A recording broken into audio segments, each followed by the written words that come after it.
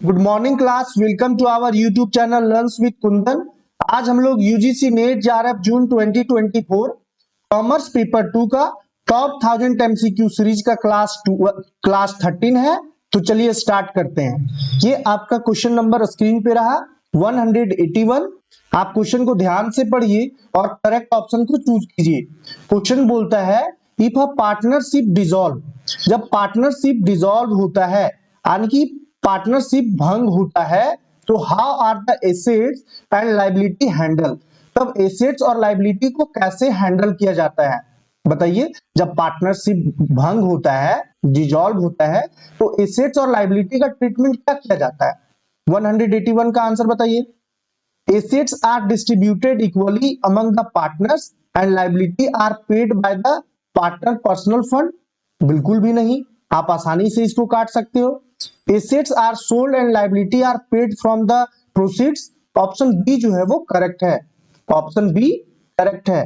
परिसंपत्तियों को बेचा जाता है तथा देनदारियों का भुगतान आय से किया जाता है, यानी कि संपत्ति एसेट्स को बेच करके जितनी भी लायबिलिटी है उसका भुगतान कर दिया जाता है। ऑप्शन बी जो है वो करेक्ट है और ये आपका स्क्रीन पे रहा ऑप्शन बी। नेक्स्ट क्वेश्चन है 182 which of the following is not typically reason, is not बोल रहा है, is not typically reason for the dissolution of partnership। Partnership dissolve होने का कौन चार में से एक रीजन नहीं है। बताइए जल्दी से बताइए। साझेदारी के विघटन का सामान्य कारण नहीं है। चार ऑप्शन आपके पास है। बैंकरप्टी ऑफ पार्टनर्स, ये तो कारण है। Expiry of the term of partnership, ये भी है। और achievement of the partnership objective, ये भी है। इंट्रोडक्शन ऑफ न्यू पार्टनर, ये नहीं है। यानी कि क्वेश्चन नंबर 182 का ऑप्शन डी जो है वो करेक्ट ऑप्शन है। 182 का करेक्ट ऑप्शन क्या है? 182 का करेक्ट ऑप्शन ऑप्शन डी है। ठीक है, और ये आपका स्क्रीन पे रहा ऑप्शन डी। नेक्स्ट क्वेश्चन है व्हेन अ पार्टनर रिटायर, जब पार्टनर रिटायर करता है तो विच of the following adjustment is usually necessary, तो कौन सा एडजस्टमेंट जो है वो किया जाता है। बहुत ही आसान क्वेश्चन है कि जब पार्टनर रिटायर करते हैं तो कौन सा एडजस्टमेंट किया जाता है। Revaluation of assets and liability, distribution of undistributed profit and loss और settlement of retiring partner capital account. ये चार का चारों ऑप्शन जो है वो तीन का तीनों ऑप्शन जो है वो करेक्ट है, यानी कि ऑप्शन डी जो है वो आंसर होगा, all of the above. Next question है 184 the revaluation of assets and liability upon the admission of new partner is recorded in, जब न्यू पार्टनर एडमिट होता है पार्टनरशिप फर्म में तो एसेट्स और लायबिलिटी का रीवैल्यूएशन जो है वो कहां रिकॉर्ड किया जाता है। तो ऑप्शन बी जो है वो करेक्ट है, रीवैल्यूएशन अकाउंट में रिकॉर्ड किया जाता है। ऑप्शन बी जो है वो करेक्ट है। और नेक्स्ट है आपका, ये आपका स्क्रीन पे आंसर रहा। और नेक्स्ट क्वेश्चन है 185 which statement is correct regarding the maintenance of capital account in partnership firm, साझेदारी में पूंजी खातों के रख रखाव के संबंध में कौन सा कथन सही है। जल्दी से बताइए 185 का आंसर। तो 185 का ऑप्शन ए जो है वो करेक्ट है। Fix capital account do not show the changes in partners capital due to drawing interest etcetera. Option A जो है वो करेक्ट है। नेक्स्ट क्वेश्चन है, ये आपका स्क्रीन पे आंसर रहा। और नेक्स्ट क्वेश्चन है आपका 186 in the case of loss के संदर्भ में how is share among the partners if partnership agreement is silent, जब पार्टनरशिप एग्रीमेंट साइलेंट है तो लॉस को पार्टनर्स के बीच में कैसे बांटा जाता है। बहुत ही आसान क्वेश्चन है। अभी साझेदारी समझौता मौन है, साइलेंट है, तो हानि की स्थिति में इसे भागीदारों यानी कि पार्टनर्स के बीच में कैसे साझा किया जाता है, कैसे बांटा जाता है। 186 का करेक्ट ऑप्शन को चूज कीजिए। तो ऑप्शन सी जो है वो करेक्ट है, उसी अनुपात में जिस अनुपात में लाभ साझा करते हैं, जिस अनुपात में आप प्रॉफिट को बांटते हैं उसी अनुपात में आपको लॉस को भी बांटना होगा। ऑप्शन सी जो है वो करेक्ट है और ये आपका स्क्रीन पे ऑप्शन सी रहा।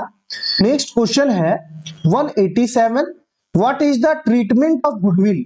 गुडविल का ट्रीटमेंट बताना है when a partner retire from a partnership. Goodwill का ट्रीटमेंट बताना है जब पार्टनर जो है वो रिटायर हो जाते हैं पार्टनरशिप में। जब पार्टनर पार्टनरशिप से रिटायर लेता है तो गुडविल का क्या किया जाता है। बहुत ही आसान क्वेश्चन है। तो 187 का ऑप्शन सी जो है वो करेक्ट है। It is paid to the retiring partner by the remaining partners in profit sharing ratio, यानी कि इसे शेष भागीदारों द्वारा उनके लाभ साझाकरण अनुपात में सेवानिवृत्त होने वाले भागीदार को भुगतान किया जाता है। ऑप्शन सी जो है वो करेक्ट है और ये आपका स्क्रीन पे रहा ऑप्शन सी। और नेक्स्ट क्वेश्चन है विच of the following is not a characteristic of preference share. Preference share का कैरेक्टरिस्टिक नहीं है, यानी कि प्रेफरेंस शेयर का फीचर्स नहीं है। जल्दी से बताइए कौन जो है वो प्रेफरेंस शेयर का फीचर्स नहीं है। तो ऑप्शन बी जो है वो करेक्ट है। वोटिंग राइट नहीं होता है, प्रेफरेंस शेयर होल्डर के पास वोटिंग राइट नहीं होता है। बाद बाकी ऑप्शन ए करेक्ट है, फीचर्स है, ऑप्शन सी भी है और ऑप्शन डी भी है। तो ऑप्शन बी जो है वो करेक्ट है, मतदान अधिकार। ये प्रेफरेंस शेयर होल्डर का फीचर्स नहीं माना जाता है, राइट नहीं होता है, वोटिंग राइट नहीं होता है। और ये आपका स्क्रीन पे ऑप्शन रहा। नेक्स्ट है question number 189, in the context of financial statement, financial statement के कंटेक्स्ट में which accounting standard deal with the presentation of financial statement. बहुत ही आसान क्वेश्चन है कि कौन सा फाइनेंशियल स्टेटमेंट जो है वो कौन सा अकाउंटिंग स्टैंडर्ड में डील किया जाता है। वित्तीय विवरणों के संदर्भ में कौन सा लेखांकन मानक वित्तीय विवरणों की इस प्रस्तुति से संबंधित है। बताइए जल्दी से 189 का आंसर। तो 189 का ऑप्शन ए जो है वो करेक्ट है। अकाउंटिंग स्टैंडर्ड 1 जो है वो फाइनेंशियल स्टेटमेंट से रिलेटेड है। तो बहुत ही आसान क्वेश्चन था और ये आपका स्क्रीन पे रहा ऑप्शन ए। नेक्स्ट है question 190, the current ratio, current ratio is measure of companies. बताइए जल्दी से, करेंट रेशियो जो है वो कंपनी का प्रॉफिटेबिलिटी को मेजर करता है, लिक्विडिटी को, लीवरेज को, एक्टिविटी को। 190 का आंसर बताइए जल्दी से। तो लिक्विडिटी को मेजर करता है। करेंट रेशियो जो है वो लिक्विडिटी को मेजर करता है। लिक्विडिटी क्या होता है, तो शॉर्ट टर्म में एसेट्स को, शॉर्ट टर्म में एसेट्स को कैश में कन्वर्ट कर दे उसको हम लोग क्या कहते हैं, लिक्विडिटी कहते हैं। जैसे इन्वेंट्री है ये आसानी से कन्वर्ट हो जाता है ना कैश में, इसको बोलेंगे हम लिक्विडिटी, समझ गए। और ये आपका स्क्रीन पे रहा लिक्विडिटी। नेक्स्ट क्वेश्चन है question number 191, when a company issue share price higher than their nominal value. Company जब शेयर इशू करती है और प्राइस का जो प्राइस रहता है वो हायर देन रहता है नॉमिनल वैल्यू से, तो excess amount is credited to. तो जो अमाउंट हायर है उस अमाउंट को कहां क्रेडिट किया जाता है, कहां जमा किया जाता है। फिर से समझिए क्वेश्चन को, जब कोई कंपनी अपने नाम मात्र मूल्य से अधिक कीमत पर शेयर जारी करती है तो अतिरिक्त राशि को निम्न में से जमा किया जाता है। 191 का आंसर बताइए जल्दी से। तो ऑप्शन बी जो है वो करेक्ट है, security premium account. Option B जो है वो करेक्ट है, सिक्योरिटी प्रीमियम अकाउंट में जमा किया जाता है। और ये आपका ऑप्शन रहा और आंसर रहा। नेक्स्ट है 192, which of the following best describe goodwill in accounting term। Accounting term में गुडविल को सबसे बढ़िया कौन डिस्क्राइब किया है, और tangible assets, fixed assets and intangible assets, current assets. तो आपको पता है कि गुडविल जो है वो इनटेंजिबल एसेट्स है और इनटेंजिबल एसेट्स को हम लोग टच नहीं कर सकते, टच नहीं कर सकते, नहीं कर सकते। क्लियर है, ये आपका करेक्ट ऑप्शन है ऑप्शन सी, 192 का ऑप्शन सी। नेक्स्ट है, ये आपका स्क्रीन पे रहा। नेक्स्ट है question 193, the method of depreciation, method of depreciation where the amount of depreciation is same every year. Every year में अमाउंट ऑफ डिप्रिसिएशन जो है वो सेम रहता है, तो उसको क्या कहते हैं, जल्दी से बताइए। 193 का ऑप्शन को चूज कीजिए। तो स्ट्रेट लाइन मेथड कहते हैं, बहुत ही आसान क्वेश्चन था। तो स्ट्रेट लाइन मेथड क्या होता है, जैसे अगर आप 10,000 का कोई वैल्यू पे डिप्रिसिएशन चार्ज कर रहे हो, मशीन का दाम जो है वो 10,000 है, मशीन का दाम 10,000 है, इसका 10% 1,000 हुआ, तो बचा नेक्स्ट ईयर में कितना 9,000। फिर जब आप इस पे 10% लगाओगे तो 9,000 पे ना लगा करके 10,000 पे ही लगाओगे और यहाँ 1,000 माइनस करोगे, ये हो जाएगा 8,000। फिर 1,000 ही माइनस होगा, फिर हो जाएगा 7,000। तो ये आपका स्ट्रेट लाइन मेथड कहता है। क्लियर है। और रिटेन डाउन वैल्यू मेथड क्या होता है, तो नेक्स्ट ईयर में 9,000 पर जब डिप्रिसिएशन चार्ज होता, उसके बाद फिर रिटेन जो डाउन वैल्यू आया उस पर चार्ज होता, सो रिटेन डाउन वैल्यू मेथड कहते हैं। तो ऑप्शन डी जो है वो करेक्ट है, और ये आपका स्क्रीन पे रहा ऑप्शन डी। नेक्स्ट है क्वेश्चन, नेक्स्ट क्वेश्चन है ये आपका स्क्रीन पे, question number 194, in a merger, in a merger if the purchase consideration is less than the net assets taken over, the differences is treated as, answer तो आपको screen पे दिख गया, capital reserve होता है, लेकिन फिर भी आप समझ लीजिए कि विलय में, मर्जर में अधिक्रय प्रतिफल अधिग्रहित शुद्ध परिसंपत्तियों से कम है, तो अंतर को इस प्रकार माना जाता है, अंतर को कैपिटल रिजर्व माना जाता है। क्या माना जाता है, कैपिटल रिजर्व माना जाता है। नेक्स्ट क्वेश्चन पे हम लोग चलेंगे 195 पे, in the context of corporate accounting, corporate accounting के संदर्भ में अकाउंटिंग स्टैंडर्ड 14 किसको डील करता है, अकाउंटिंग स्टैंडर्ड 14 में क्या है, बताइए जल्दी से। 195 का आंसर, तो 195 का ऑप्शन बी जो है वो करेक्ट है, accounting of for amalgamation, option B जो है वो करेक्ट है। नेक्स्ट है, ये आपका ऑप्शन रहा। नेक्स्ट क्वेश्चन है 196, which financial statement would provide information about company's cash flow, cash inflow और outflow during a period। बताइए जल्दी से, इनफ्लो और आउटफ्लो कौन सा कंपनी का इंफॉर्मेशन प्रोवाइड करता है, income statement, balance sheet, statement of cash flow और statement of changes in equity. चार ऑप्शन आपके पास है, जल्दी से बताइए कौन सा करेक्ट ऑप्शन है। तो आप आसानी से चूज कर सकते हो स्टेटमेंट ऑफ कैश फ्लो।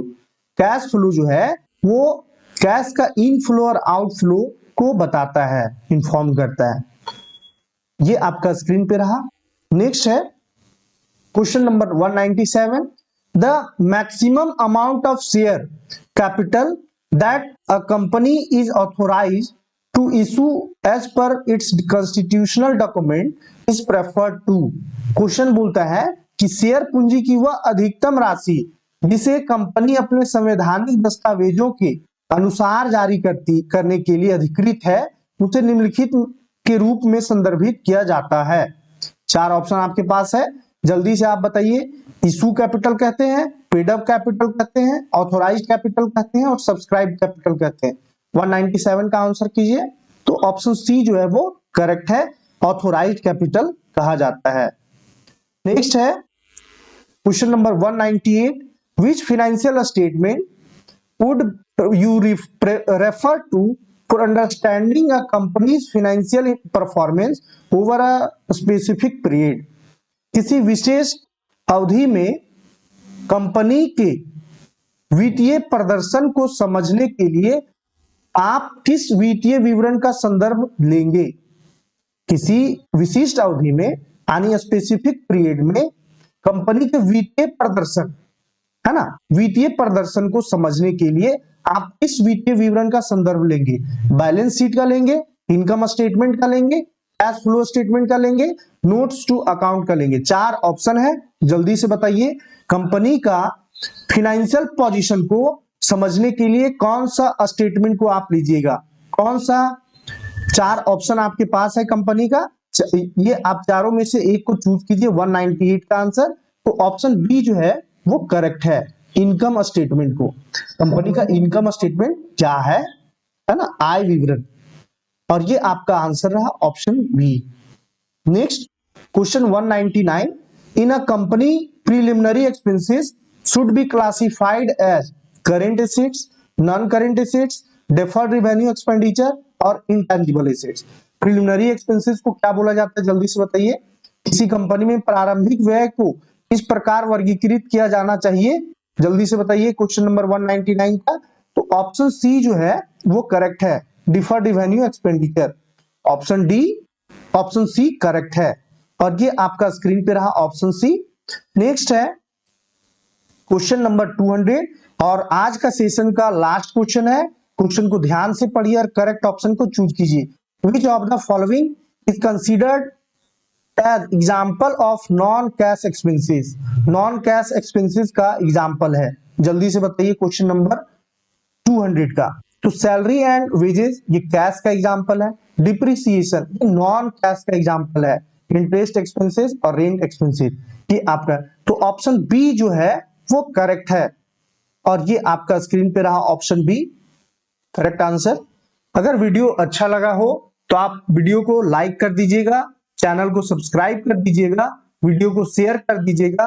हम लोग नेक्स्ट सेशन में फिर से मिलेंगे और 1000 MC टॉप 1000 MCQ सीरीज का नेक्स्ट क्वेश्चन को, नेक्स्ट सीरीज को हम लोग आगे बढ़ाएंगे। तब तक के लिए आप अच्छे से ध्यान से पढ़ते रहिए। धन्यवाद।